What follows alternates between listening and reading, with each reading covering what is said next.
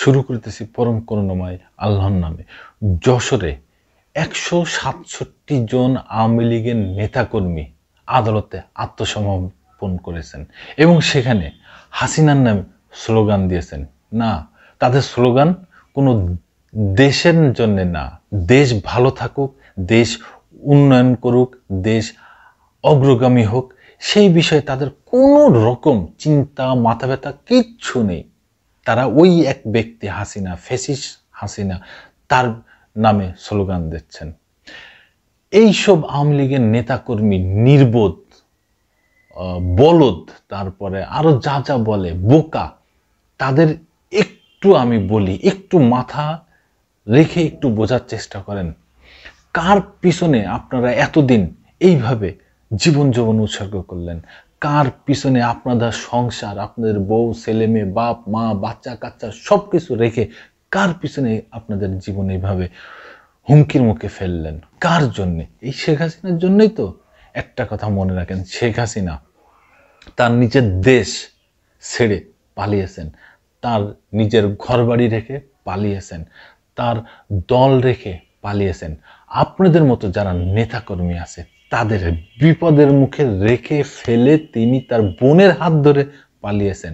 কেন তিনি আর 10 জনের হাত ধরে নিয়ে যেতে পারেন নাই? না, পারেন নাই। কারণ তিনি তার ছেলে, তার বোন, তার বোনের ছেলে মেয়ে, এই কজন ছাড়া এই পৃথিবীতে তিনি আর কাউকে ভালোবাসেন না। আর এই যে তার দেশের কথা, তার দলের কথা, তার নেতাকর্মীর কথা, এগুলো সব বাকওয়াস, এগুলো সব ফাউল কথাবার্তা। তিনি দেখেন সবাইকে বিপদের মুখে রেখে তিনি একাই বেরোয় চলে গেলেন বাংলাদেশ ছেড়ে। একবারও তার নেতাকর্মীর কথা চিন্তা করেছেন? করেন নাই রে ভাই। তাহলে কার পিছনে আপনারা দিনের পর দিন এইভাবে আপনাদের জীবন উৎসর্গ করেছেন? কার পিছনে দৌড়চ্ছেন? এখন যে আদালতে আত্মসমর্পণ করতেছেন, তারপরেও সেই শেখ হাসিনার নাম করে করেই যাচ্ছেন।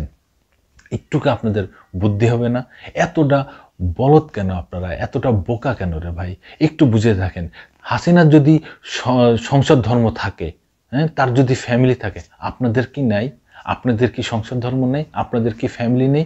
কেন তাদের কষ্ট দিয়ে আপনারা এইভাবে এই আওয়ামী লীগের পিছনে ঘুরে বেড়াচ্ছেন, এইভাবে হাসিনার পিছনে ঘুরে বেড়াচ্ছেন?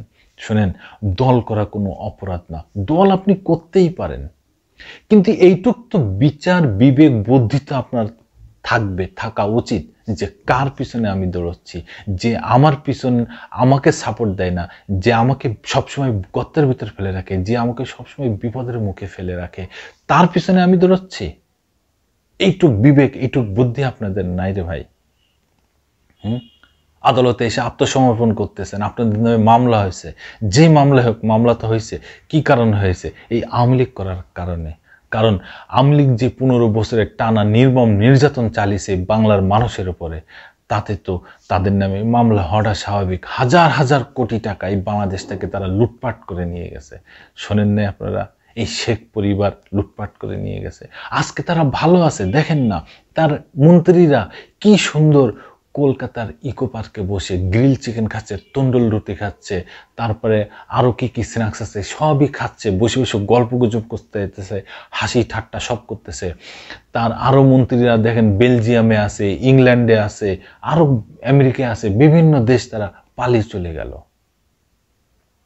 আর আপনারা কোথায়? আপনারা কর্মী, আপনারা কোথায়? দেখেন জেলখানায়, দেখেন জেলখানায় তারা এসি ডিসি যা যা আছে সব কিছুর ভিতরে তারা নেতারা কিন্তু বসে আছে, হাজার হাজার কোটি টাকা লুটপাট করে। আপনারা কর্মীরা কি নির্বোধ, কি বোকা আপনারা, এই অবলা এই কর্মীরা, আপনারা কিন্তু জেলখানায়। মজা তারা নিয়ে চলে গেছে, আপনারা কিন্তু জেলখানায়। এইটুক বুঝার ক্ষমতা কি আপনাদের নেই? আওয়ামী লীগের বন্ধুদের বলছি। দর্শক বন্ধুরা, আপনাদের যদি কিছু বলা থাকে অবশ্যই আপনারা কমেন্টসে জানাবেন। ধন্যবাদ। আবার আসবো নতুন কোনো কথা নিয়ে, নতুন কোনো ঘটনা নিয়ে। আমি প্রিন্স।